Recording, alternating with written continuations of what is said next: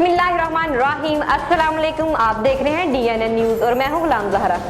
अब रुख करते हैं खबरनामे की तरफ। ना ही बिरयानी, ना ही हुंडा 125 और ना ही पैसों का लालच और लीडर का इस्तकबाल नहीं, बल्कि अदम मौजूदगी में लीडर की सिर्फ एक कॉल पर कारकुनों की शिरकत। नाच गाना नहीं, बल्कि नमाज बाजमात का एहतमाम। कश्मीर का मसला हल करने की बात नहीं, बल्कि कश्मीर की आज़ादी की बात। कौम को शोधा के खून की याद दिलाना, उनकी तस्वीर, अवेजा और अमली इकदामात, इससे कहते हैं जमायत अल्हम्दुलिल्लाह।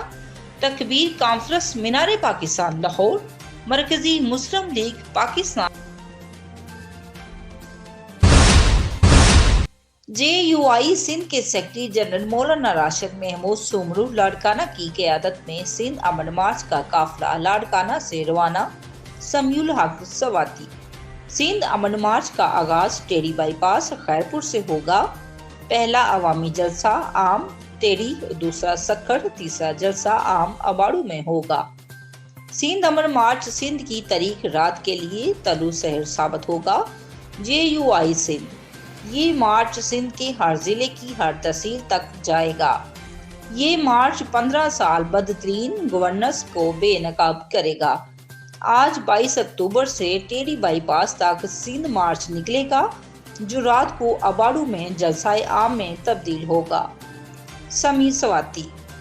अब तक के लिए इतना ही। मज़ीद खबरों के लिए हमारे साथ रहिए।